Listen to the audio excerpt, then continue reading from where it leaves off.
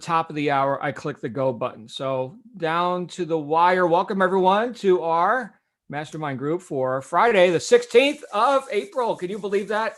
We got past the Ides of April, right? We talked about this last month, the Ides of March. We did some Shakespeare quotes, but the Ides of April has come and gone. I want to, first of all, let me just say this. We have had a tremendous week between our book study, life and business tools, brand builder last night. We had a special event this morning with, well, not technically a special event, but a special guest facilitator on practical entrepreneurial tips, typically with Ego Obi. And we had Mandy today, which Mandy, if you're here, let's see if Mandy's here. I didn't get to see that live. That was at 4:00 in the morning. Mandy's not here yet. She might be recovering from what she did there. But talking about the importance of data, what a cornucopia of topics we've covered this week, and to all different businesses and different ends that we're looking to apply this stuff. I want to also give a shout out to some of our newest members, some of which we haven't heard from yet, and I want to invite you to speak up either right here on the general session or on our Be Heard session, which we do at the end of each week. That's going to be today at 6 p.m. Eastern U.S. time. But let me welcome a few of our newest members. I see Eric and Ade. Ade is Toyin's sister, in fact. So glad you're here, Ade. Lynn and Maxine and Edward. You know what, Edward? I think everybody already knows Edward Mosley. Edward is in the running for the title alongside of Ivier with who shows up on every single event. Edward, were you on at 4:00 in the morning with practical entrepreneurial tips? No? Okay, very good. Well, you can watch the replay. And for those of you who are seeing this on YouTube or Facebook right now and wondering what is all this stuff that we do, you get to see a little bit of our general session material. We had a special guest speaker yesterday with that came out with Mark, one of his longstanding friends who was also in the Marines with him and has become a very successful 7-figure entrepreneur. But in addition to that, you get to, if you're a member here, you get like all these other topics and different things that we do typically 3 times a day. That being said, today's Fun Friday. So what I like to do, which is tradition, is if anyone's got a dog or a cat or an animal in your midst, I'd love to say hi. We like to keep it light over here. And then, of course, somebody's got to tell a joke. I don't care who, as long as it's rated G or PG at the high end. Oh, who's that? What's that dog? Evelyn, come on out here. Come on now. That's Sadie. That's Sadie. Okay, they're going to go for the water. Both of them. That's Otis. Hi, Sadie. They're being crazy out here. There you go. Thank you. Good to see you, Sadie and Otis. Are they just full-blown black labs, or they're mixed? Or oh, no. Sadie's a Rottweiler German Shepherd. And Otis is 100% coyote killer. There you go. Coyote killer. He thinks so. Wow. They're doing the water thing. You think they were in Arizona? Okay. Well, very good. They're routed. It's a beautiful day in the neighborhood. Adrian, who's that? Adrian, make some noise. Here's Bella. Little Bella. She's the sweetest thing. Hey, Bella. Hey, Bella. You gonna say hello? Hey, Bella. Can we see you? There we go. She doesn't want to come on the camera. There we go, Bella. She's thinking, oh no, it's Friday again. I'm on the camera. That's right. That's right. Well, we got to get the whole family involved. You know, Adrian and I get to have some conversations out of session as well. And Adrian's become one of my favorite people on planet Earth. We got some scheming going on. And I'll tell you what, Adrian, it's been a blessing and a curse, I think, having you sequestered over there in Cayman Islands, because anyone who wasn't on Life and Business Tools this week or every other week when he does it, right? It's a bi-weekly show. Man, Adrian knows stuff. So, and once again, if you're not yet a member here, grab a membership. You need to get around people like this. Adrian, thank you for all you do. Any other dogs, cats, or jokes? Shall we switch over to jokes? John Apogee, you got a hot mic? I do. Can I tell a blonde joke? Please. Okay. My wife is blonde, and she's not going to divorce me because you told the joke. Yeah. We're no snowflakes here. Hey, Glenn. Go ahead, there's John. a flight going from Dallas to Toronto, and after the flight takes off, this girl who's riding in coach sees that there's a spot open in first class and moves up to first class and sits down. And the stewardess comes up to her and says, ma'am, you can't do that. You have a coach seat. And she goes, hey, I'm blonde and I'm good looking and I'm going to Toronto. And so she continues to have this conversation and finally gives up. So she calls the cockpit and talks to them. And the co-pilot says, well, I'll come back and talk to her. And he comes back and says, ma'am, you have to go back to coach. You only have a coach ticket. And she goes, hey, I'm good looking, I'm blonde, and I'm going to Toronto. And so after a couple of rounds with the co-pilot, he goes back to the cockpit and tells the pilot what's going on. And the pilot goes, don't worry about it, I'll handle it. I speak blonde, my wife's blonde. And so he goes back and whispers in her ear, and she gets up and leaves and goes back to coach. And he goes back to the cockpit, and the co-pilot says to him, well, what'd you say to her? And I told her, first class isn't going to Toronto. That's great. Well done. Well done, John Apogee. That's beautiful. I've heard a variation of that joke where it was, I'm going to go be a model in Hollywood or whatever. Same kind of a thing. That's awesome. Hey, Glenn. Yo, come on out here, tickle our ribs with something. What do you got? What up, doctor? So listen, there was this company that was looking to hire a new CFO. Excuse me, looking to hire a new CFO. So they bring in 3 candidates. They bring in an attorney, an engineer, and a tax accountant. And they're going to interview them all. Now the interviewer, pretty sharp, so he's going to ask one simple question to start out. So he brings in the engineer, says, okay, first question, what's 2 + 2? Engineer pulls out a slide rule and fusses at it for a while, and then he says, it's either 4.111 or 3.999. Guy says, thanks for coming in, we'll let you know.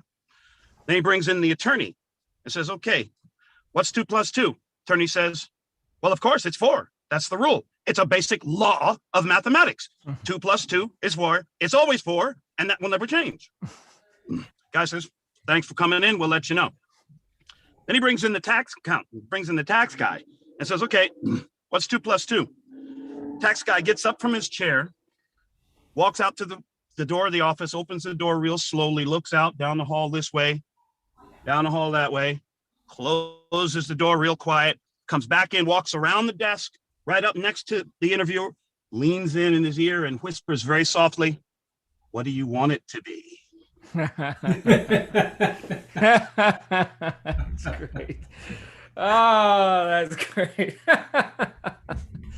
Well done, Glenn. Well done. Suzanne in Switzerland. Come on out here, my friend. Hi. So a guy goes into a junk shop and he's rummaging around and he finds an old lamp. So he pays his £5 and he takes it home and he's cleaning it up. And of course, out springs the genie.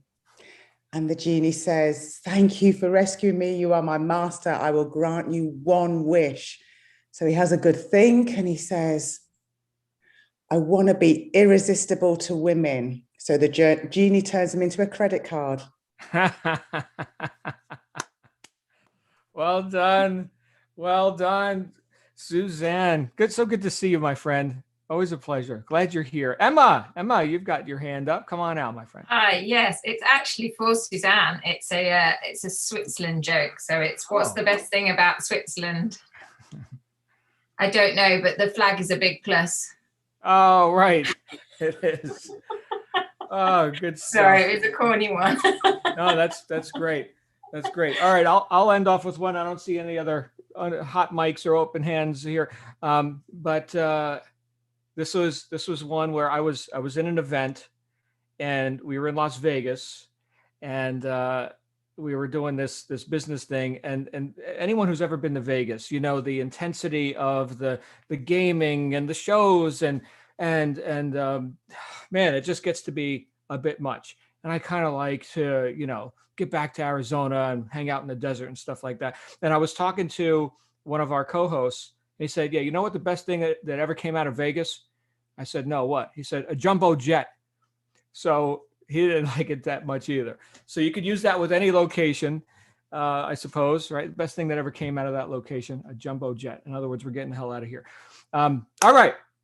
No offense to anyone in Vegas or blondes or Swiss people, or tax accountants. Thank you, Glenn, for that. So we're going to get into a little bit of a lighthearted topic today based on, well, one thing for sure is that we've got new people who are tuning in to this message for the first time just in the last couple of weeks. So that was one consideration that I had. And again, a special welcome to our newest members. You're going to be dazzled with the amount of stuff. We could hear from, I'm sure, Edward, who after 2 weeks, like everybody knows Edward, because he's engaged and he's immersing himself in the environment where these ideas of success are in use, consistently in use by people who intend to have a result with them, right? They intend for this stuff to show up in their life, which is a big departure, by the way, from the people who occasionally, get a little motivation and, watch a YouTube video or something and, get fired up for a few moments and then go back to whatever methods they were using before or failing to use before. The other consideration that I had was that as we go through this book that we're currently in, hold on just a second, let me get to handle this.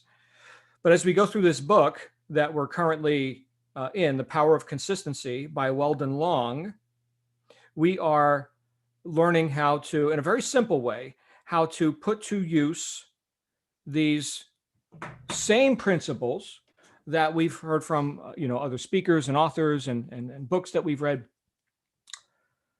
But we're able to do it, I think, as the name suggests, the title of the book, on a more consistent basis.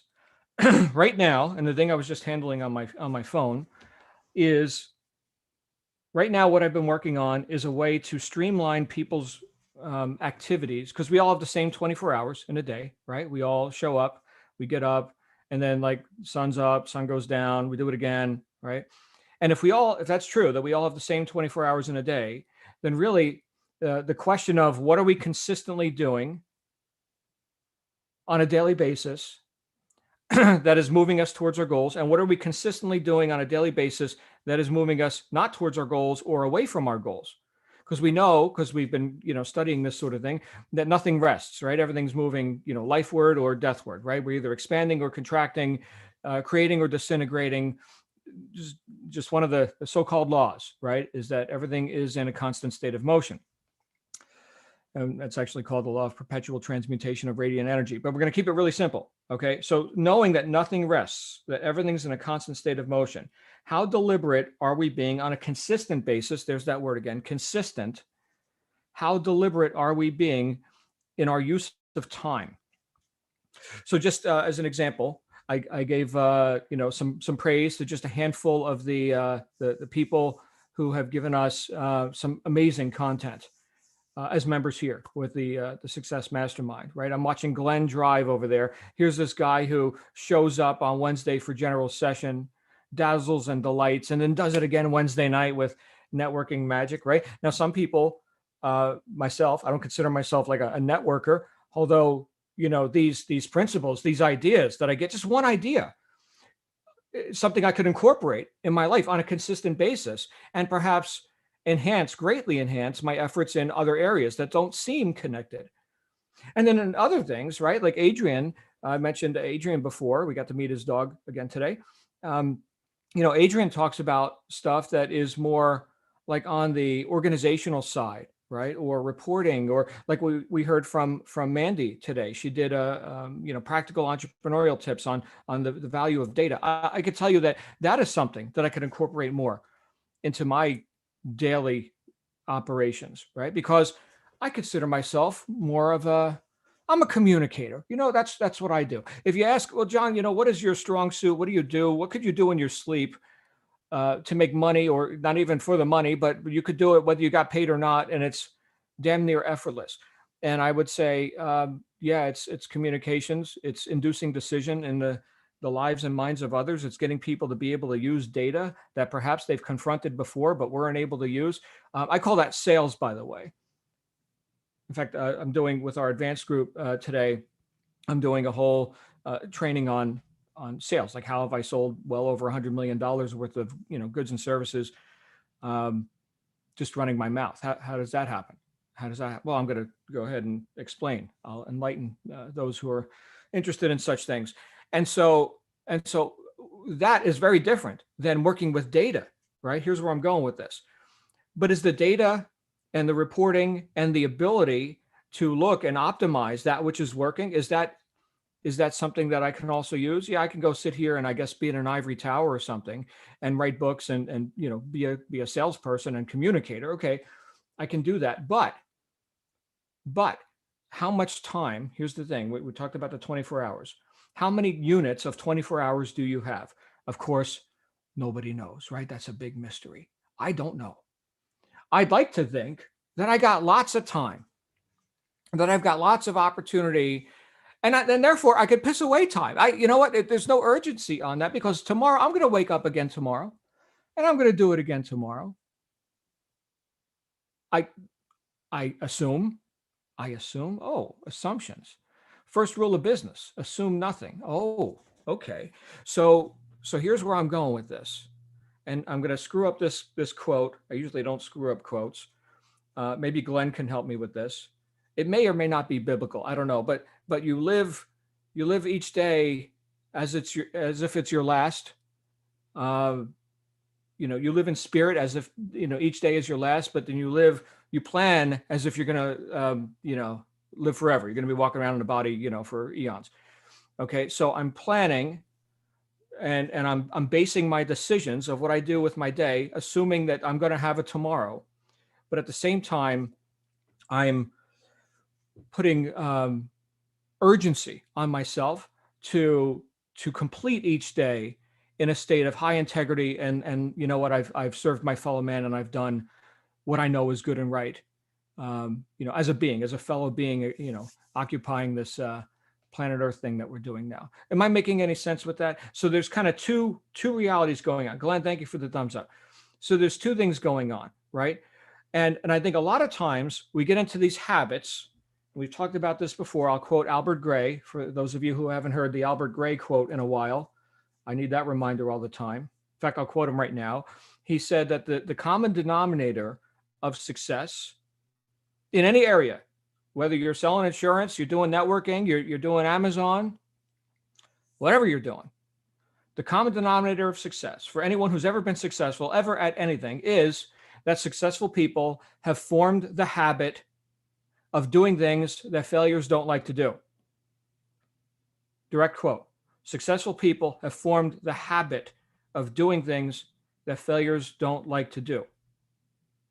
And it's not because we're lucky and we like doing these things, and oh, how happy for us, and it's how sad for you don't like doing these things. We don't like doing them either, by the way. Okay, we just do them so consistently that it becomes habitual. We don't have to think about it so friggin' much and sit here and argue with ourselves or sit in a state of indecision, nothingness, nothing happening. Should I, shouldn't I? Maybe.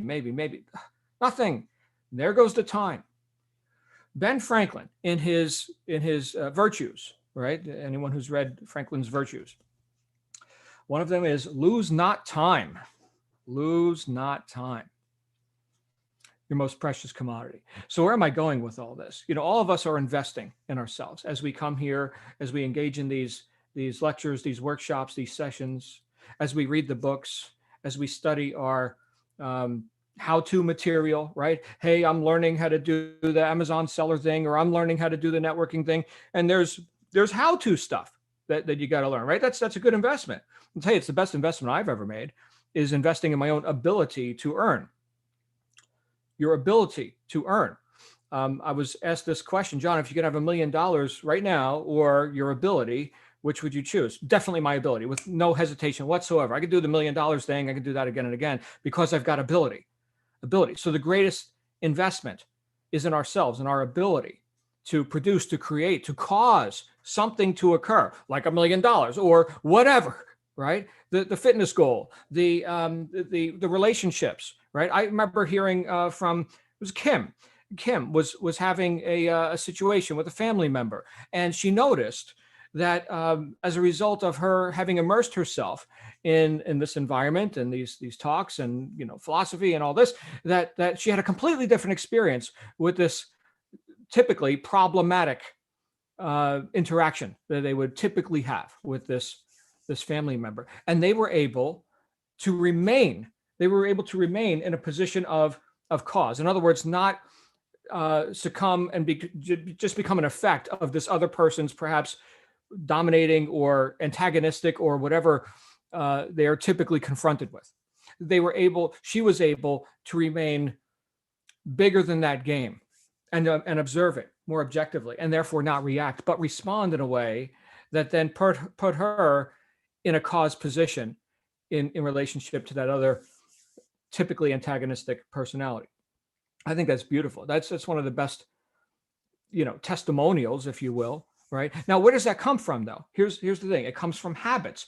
It comes from what we consistently do. And I could tell you the greatest accelerator, and I wrote about this. In fact, I lectured on this ad infinitum in a course that I produced. And Glenn, you may have been exposed to this. A couple of you here have been exposed to this. There's a course that I produced maybe 10 years ago, all about direct marketing, and how I've been able to produce very spectacular results in that space. And there's one module in that course which I call the accelerator. Like, this is the fastest way to accelerate your evolution deliberately into this ideal you, this person that you want to be. And of course, that includes, because you've become, this top producer now, that's your goal, that's your intent, right? Okay, so what does that include? Well, that includes, doing things that top producers do, and therefore having what top producers have, which is money, by the way, right? We're producing money. We're in sales. We're in business. Okay, great. So you want to get to that point where you're a top producer in whatever your field is, sales, marketing, business. Here's the greatest accelerator of them all, and that is to immerse yourself in the environment where the success you seek is not just a theory, but a reality, like an objectively observable fruit on the tree. By their fruits, you'll know them, right? Reality. The example that I've given quite often is learning a new language. So let's say you want to learn, Japanese or something. I don't know Japanese, right? I could get a book on Japanese and I could sit there at my leisure when I remember and when it's convenient and when I forget to forget, right? And I remember again, and then I'll pick it up and I'll get 15 minutes worth of Japanese. And maybe in a few years, I can have a mild conversation if it's basic Japanese and whatever, right? So that's one route that I could go.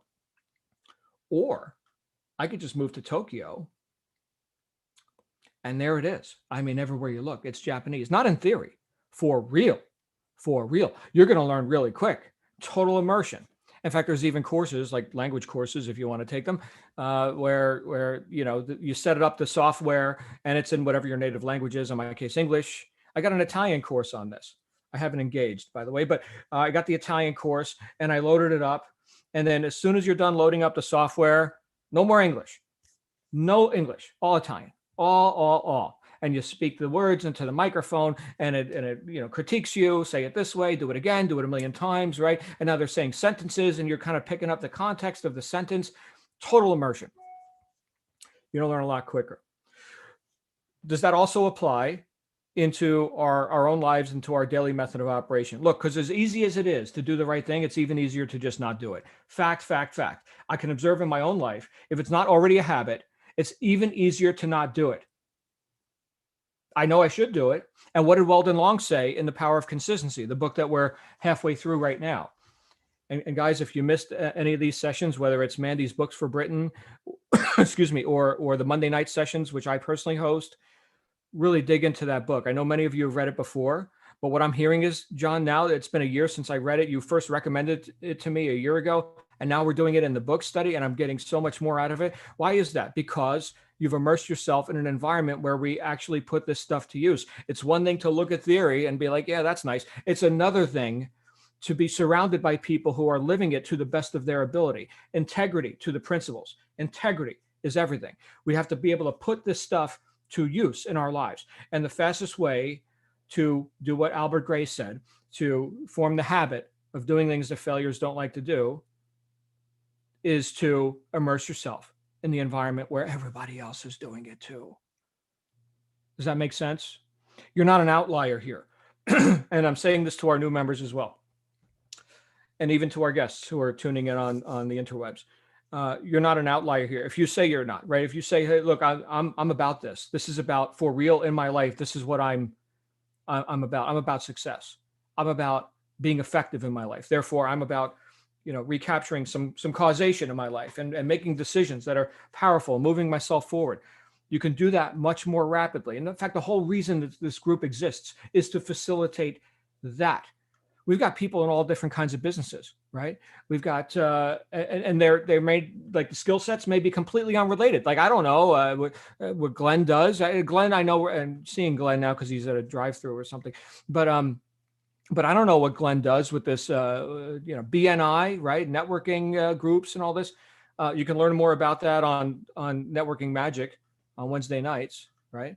So that's something. In fact, Glenn wasn't even involved in that when I asked him to come, be the chairman, the host of the the Networking Magic show on Wednesday nights, right? So that's something where, because he, and I'm going to get to the punchline here in a minute, but because he decided to take that post and like really take it, like, that's my post. Okay, fantastic. He found ways to expand and become more competent at that post. In other words, we take ownership of this stuff, and then it shows up in our life more consistently, and we form the habit of doing these things.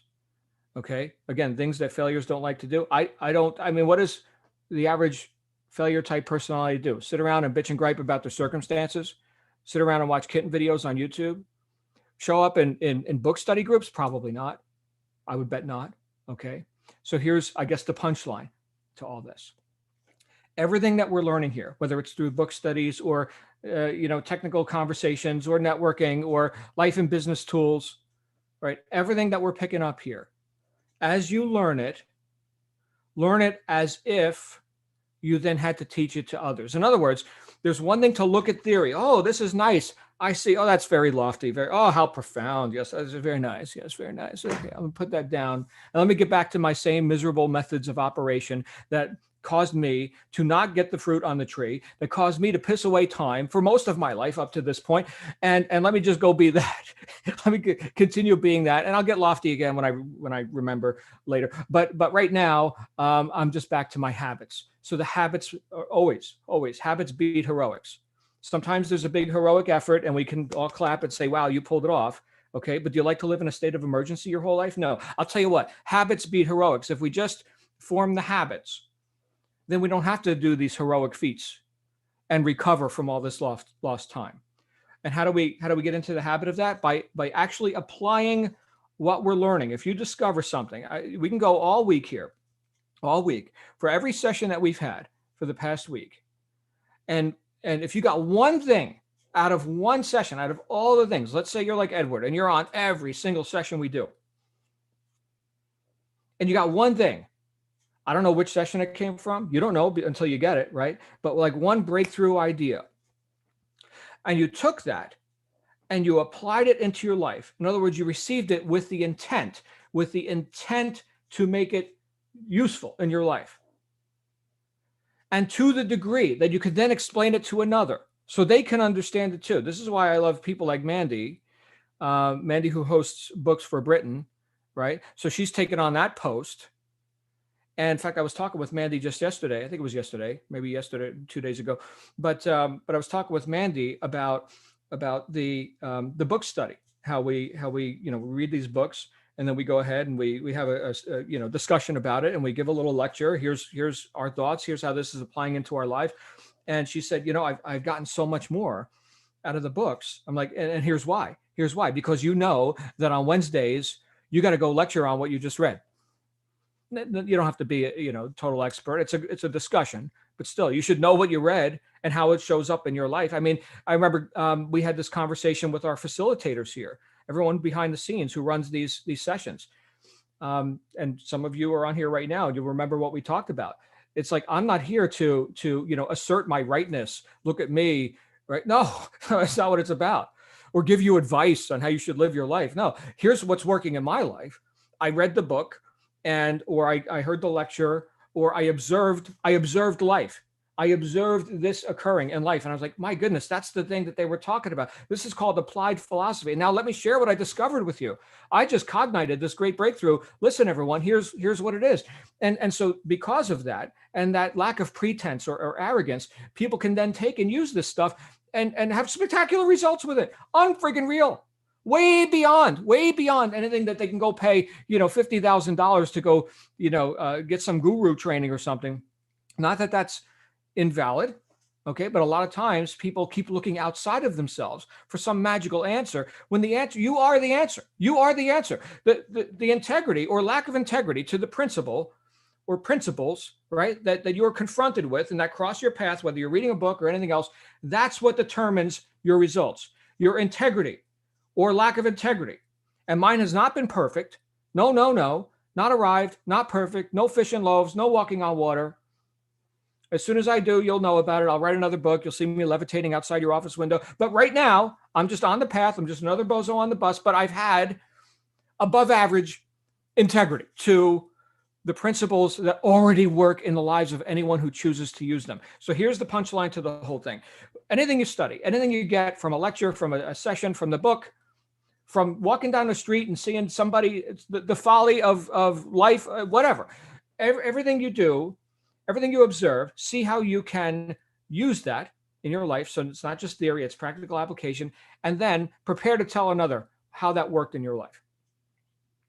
And guys, that's all I've done. For the last 30 something years that I've been on this path and investing over $300,000 into my own education, my own ability to cause things to happen in my life and assist others in their lives, right? That's the main thing that I've done. I've observed and I've, to the best of my ability, attempted to use in common hours, attempted to use principles which others purported to be good and workable, right? I read Napoleon Hill, and that's what he said that Carnegie did. Okay, well, that's cool. Let's see if this works out in my life. And so to the degree that I've been, that I've had integrity to these ideas, they showed up as wealth, right? Success.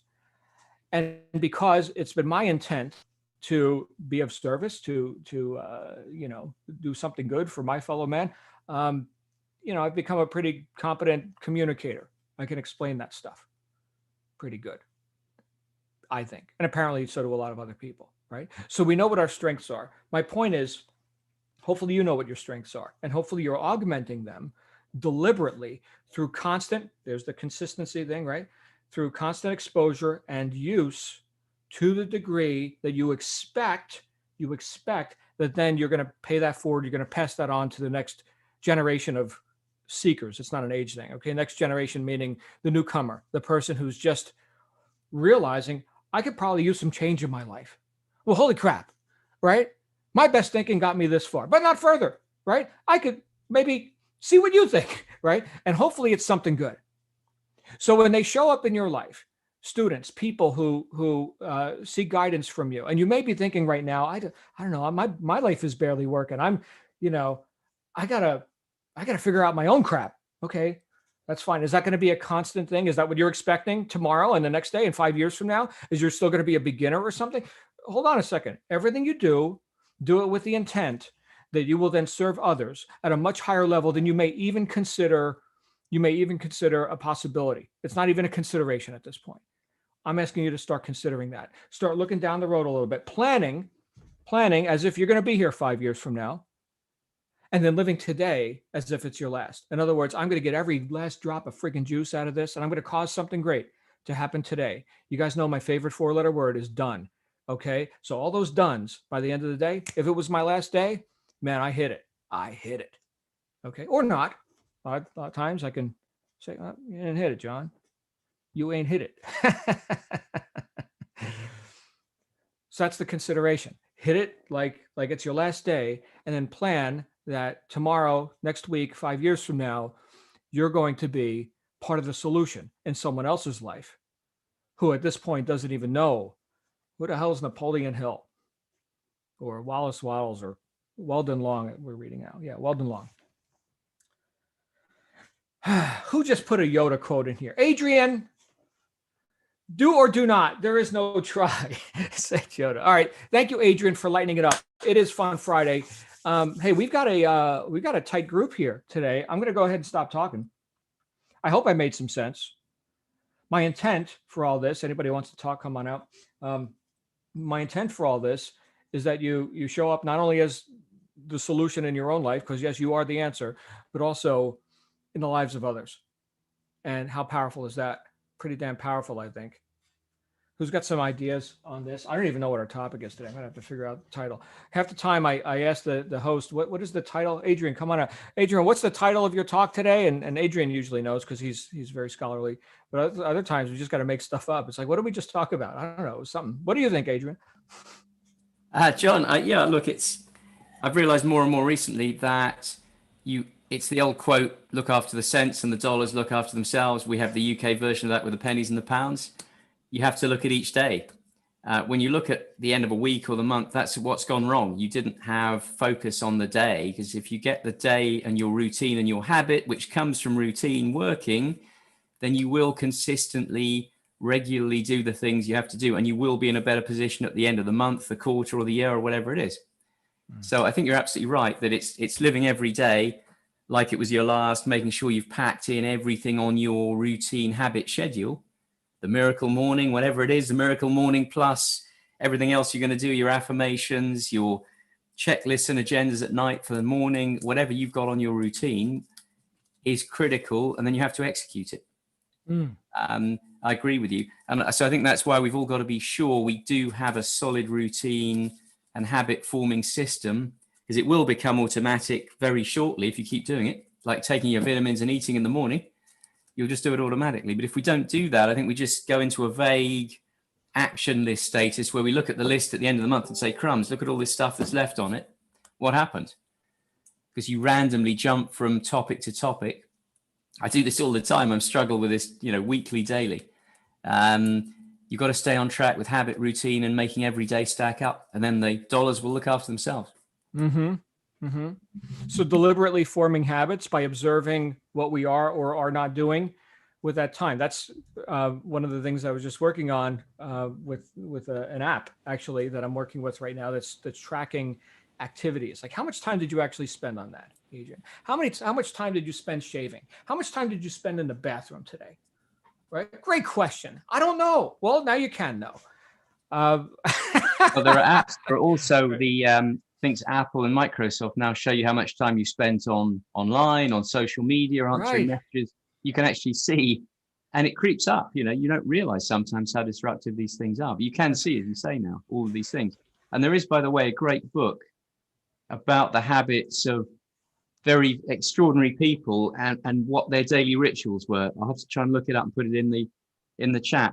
But a guy spent a lot of time studying what great people did, and they all had a very firm routine, completely different, some of them completely off the wall, but they all had a very firm way of getting into the day, working at the time of the day that was good for them, and producing, whether it was producing concertos or scientific theories or novels. They all did that. So I think it does seem to indicate without that, you're not going to get very far. That's the differentiator between successful people and people that may work hard, but we'd often call busy fools. We're all busy fools if we keep running around and not checking where we are and whether we've done what we should have done. Busy fools. It's a great line. I mean, they talk about busy fools. You can be extremely busy, but not actually being effective. Right. Hey, you know what? I've got a quick emergency I'm going to handle. We're going to get Ali and then Edward out here. And Adrian, if you could help moderate, I will be right back. Sure, John. Ali has a hand up. Ali, great to hear you. Hi. Yes, Hi. Hi. Yeah, I think where I have really recognized is how in the past you can focus on something and you can do it, and then you get to a point where it becomes difficult, or you are getting out of your comfort zone, and it's so easy to flip to something else and then try that and then flip to something else and not actually drive through that uncomfortableness.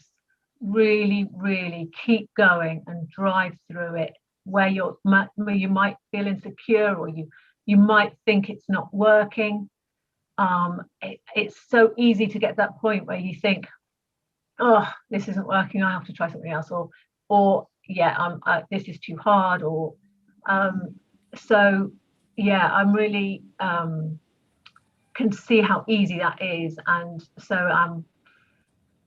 I'm just realizing that you've just got to completely focus and drive through that uncomfortableness and keep going. Just keep going. I think you're absolutely right, Ali. And the other side of that issue is avoiding the tasks in the first place that we don't like doing.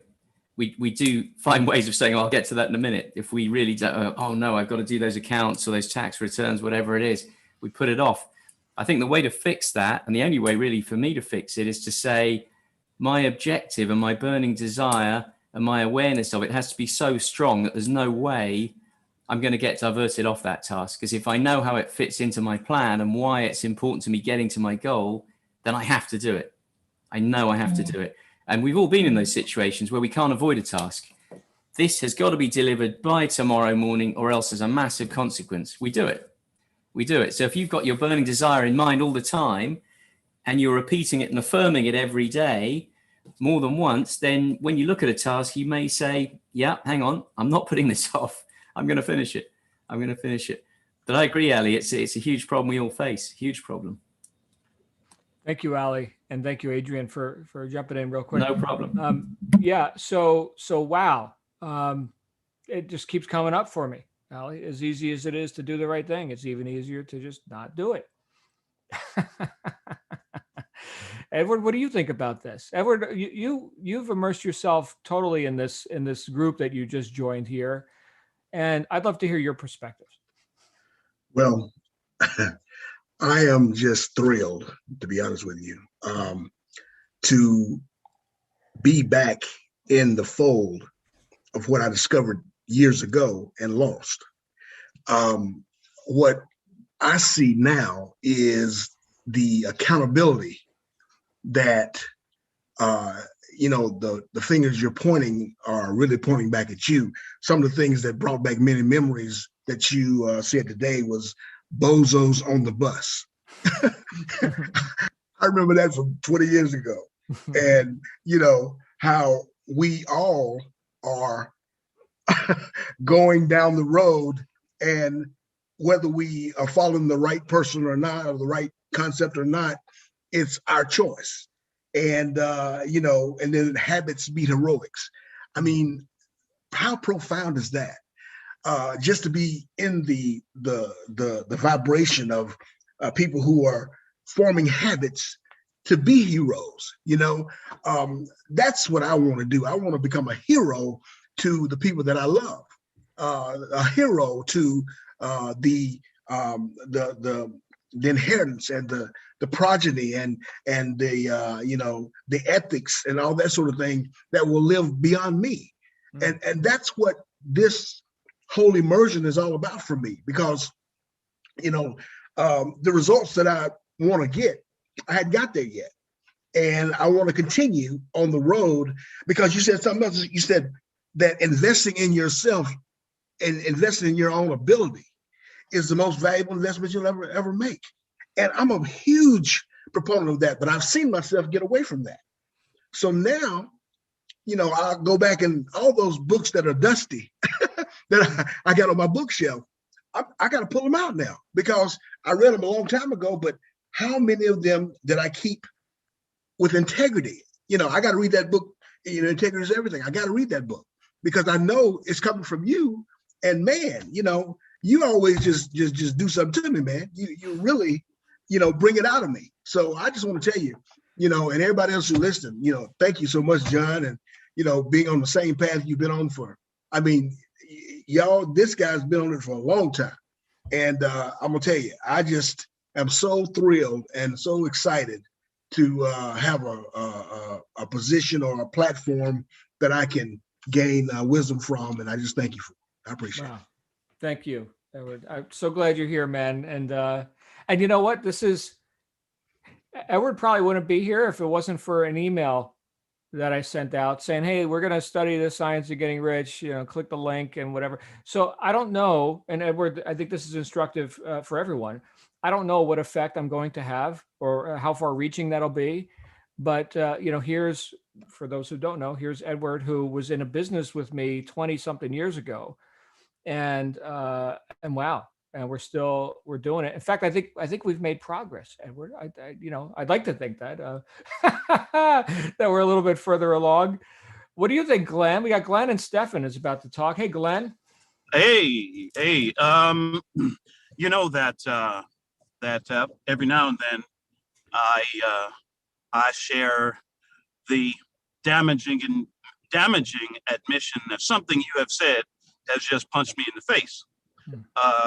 Well, today I didn't really feel that. It was a reminder when the Albert Gray quote, that one thing that all successful people have in common is that they have cultivated the habit of doing things that unsuccessful people don't like to do.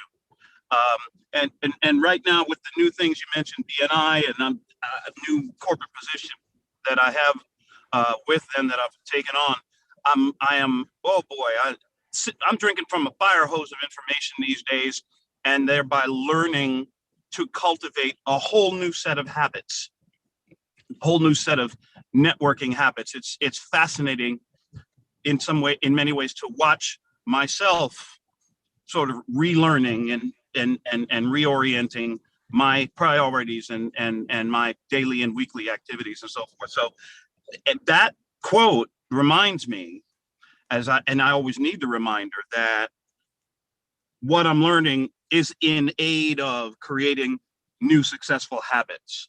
You were saying something else about whatever we learn or whatever we're working on or acquiring as a new habit, be prepared to teach it to somebody else. Of late, and I'm going to get sort of, halfway semi-serious here. Of late, I have become very much convicted with the thought that because of who I am and because of my ability as a connector, as a networker, I have not just the ability to connect with people, connect people with each other, connect them with their own deepest desires, and then connect them with the resources to make that happen. I have not only the ability to do that, I in fact have the responsibility to do that.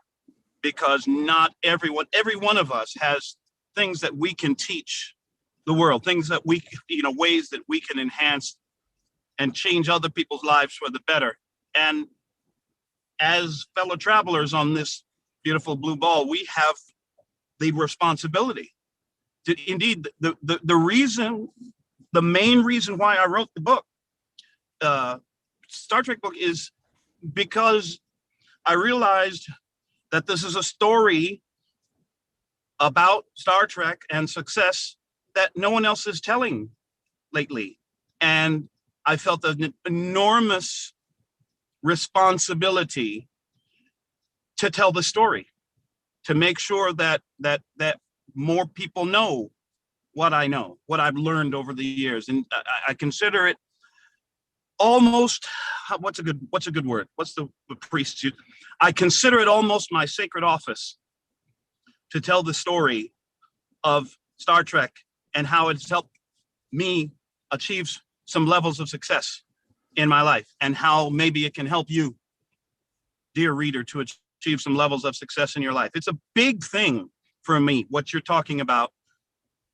Once we learn something and once we develop a skill, we have the responsibility to share that, to teach it, to pay it forward, and to help someone else develop that skill and become successful. Once we come to that realization, I think it's it can be a huge motivator, a huge factor to compel us to step outside ourselves, even if it's uncomfortable, and teach and share what we know. So get out there and make somebody else's life better is sort of my recommendation. Back to you, John. Fantastic, Glenn. And for those of you who've been hanging around with Glenn for a while, you've seen how this is showing up in terms of his own expansion, and not just not just internally, but now with that certainty, that it's the word I'm looking for, Glenn, conviction. When we apply this stuff and we intend to be of use in the lives of others as well, if it's real for us, it shows up as this guy's convicted. Like he's not like giving me any fluff. And Glenn, you and I have talked about this before, where people who are attempting to assert their own self-importance, look at me, right? And there's a time for self-promotion as well. Okay, but I think what really attracts the right people to us is that knowingness, is that certainty. So it's like, Wallace Waddles said, in The Science of Getting Rich, we do things in the certain way to the best of our ability. Anyway, thank you, man. Thank you for keep showing up here. You are a true brother. Bam. All right. Stefan Bauman, how you doing, Stefan? What's your story today? Hey guys. Yeah, thanks for what you guys were talking about today, because like you were saying, like how a glaring thing that kind of stuck out at me was the habits that people who are successful do that other people don't want to do. Yeah. My biggest enemy quite often is procrastinating. Mm-hmm. And especially when it comes to, for whatever reason, anything to do with post office. I don't know why. I hate going to the post office. But usually because it's revolving around me sending out chunks of money to pay a bill.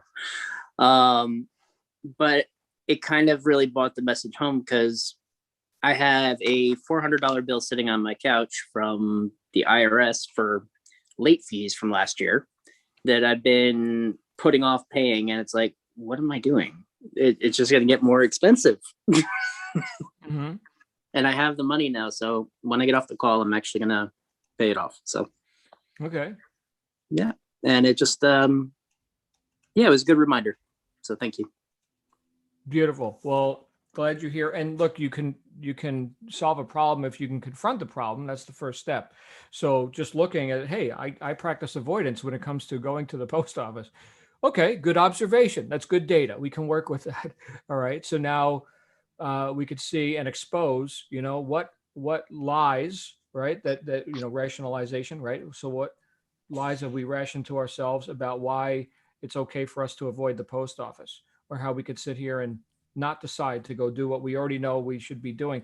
All this stuff. Or again, not set a schedule for myself. That's right. The other thing. Yeah. All this stuff just comes down to, again, for me, it's just that one word: integrity. You know what to do. Are you doing it? And sometimes the answer is yes. And when it is, then I succeed. Does that mean I'm comfortable? No. Does it mean I want to do it? No, not necessarily. Although with the habits that we formed, it gets less and less. The mountain turns into a molehill. It's like, yeah, I'm going to go handle that. Routine, whatever, less thinking, more doing. Thank you. So glad you're here, man. Anybody else want to come on out and talk about whatever we're talking about here today? Again, I love you guys. Thank you for being on this journey with me. I get as much out of this as anybody. That was something else I was saying to Mandy. We were talking about books for Britain. And I said, who's the book study for? I said, it's for me. That's for me. I do that for me. You guys get to listen in. But because now I know that I've got to understand this stuff to the point where I can actually talk about it so somebody else can understand it, that book study's for me. You get to hang out with me if you want. But yeah, I'm studying this book. Adrian? Yeah, me again, John. I'm just struck again by how important this is. I mean, you've touched on this today, and it is the difference between succeeding at your goal and not. It probably is the biggest thing. If we can't translate all these great ideas we've got into an actual doable daily routine, as Stefan was just touching on, that we then execute, we're just not going to get there. We're not going to get there. So if we can fix this, if we can all fix this over the weekend and lay down a really strong agenda and routine, we're going to see incredible changes in a very short time. I really, really believe that. And you know this, John, you've written about it many, many times and in the book. It is so, so important. If we can just do this one thing, stuff is going to start to happen. Like the triathlon, the Down syndrome sufferer who completed the Ironman triathlon I referred to recently, 1% a day improvement. They just had a very strict agenda and they stuck to it. And he did it. So if you have a target every day for what you're going to achieve, or how much improvement you're going to achieve that day, 1% a day, or X seconds a day, or X words a day, whatever it is you're doing, it's going to work. It's going to work. We know it's going to work. Yeah. There's that. You just said we know it's going to work. So there's that certainty. There's that conviction. There's that decisiveness. Yeah. Nice, Adrian. Linda Landry is with us. Ladies and gentlemen, Linda Landry. What's your story, Linda? Linda. Hello, Linda. It's much better if I unmute myself. Yeah. Hi, everyone. Yes, thank you. Actually, this week, I mean, it's just crazy that this came up today, because for me, it was a huge realization that I need to get up an hour earlier every day just for myself, just to do the things, to do my thinking, to do my goal setting, do my journaling, to do my reading, because I never have that time. And the thing I struggle with is time, because my schedule is never the same day to day, week to week. So my big realization was I need to sit down, which I did this week, and do time blocks each day. So I don't know if anybody here in the group uses a time block calendar. If they do, if there's something they could recommend. I just use what's built into the operating system. So I know Shannon, my wife, she has a paper version of that where she blocks out time. Yeah, we're going to be talking more about that stuff, and there's even some ancillary apps that can increase your effectiveness with that. Linda, we're going to talk about that offline.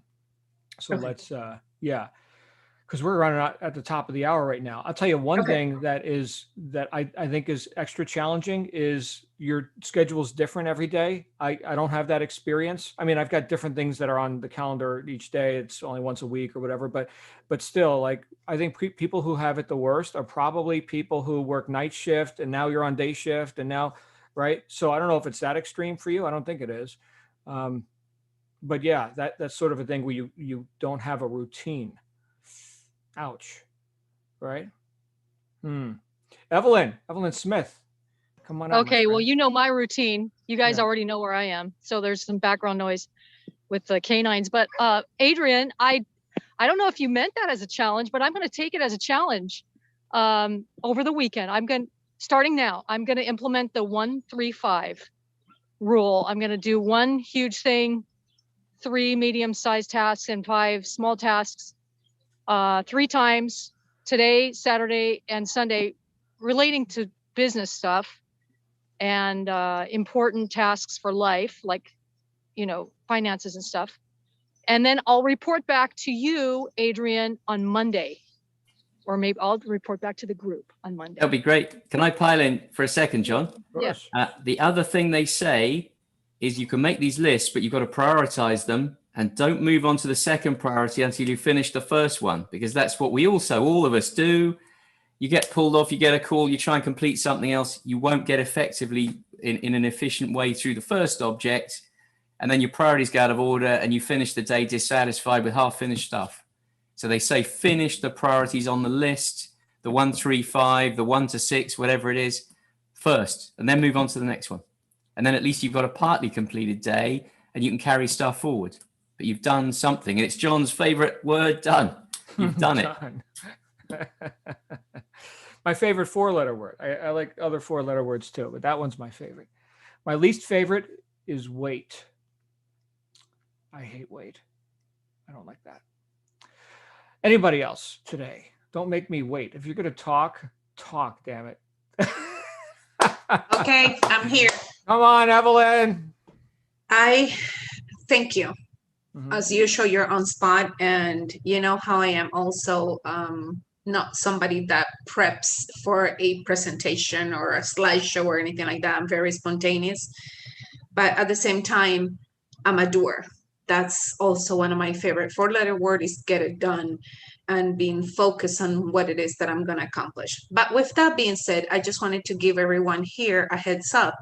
On Monday on our e-commerce session, I have invited a guy that is going to talk to us about insurance, about our Amazon businesses and how important it is and why. So just a heads up for those of you that have not yet acquired your insurance to insure your business, you have to if you're in Amazon. And you know, he's got great rates. That was a quick one. So that was it. Thank you. Very good. Well, thank you, Evelyn, and happy birthday once again. Thank you. And yeah, so that's going to be Monday afternoon. 3 Between p.m. now and then, we've got a few things that we're doing. One thing we're not doing is integrative health. So Therese is traveling Yes. today. So integrative health is off the calendar. Our next and final event for today will be 6 p.m. Be Heard, especially fun for our newer members. Just come as you are, talk about whatever you want. You talk, I listen. And then Adrian usually gets me talking about stuff because he knows how to make me do that. And then, yeah, we're going to have a fun weekend. So anybody else, any burning desires before we wrap up? Look at that. We're at the top of the hour. Bam. Anybody else? Last call. Okay. My friends, thank you for an awesome week. We're just getting this going. Again, welcome to our new members. We're going to get together at 6 p.m. Meet me there. If you'd like to tune in, that would be great. And in the meantime, have a great weekend because you so deserve it.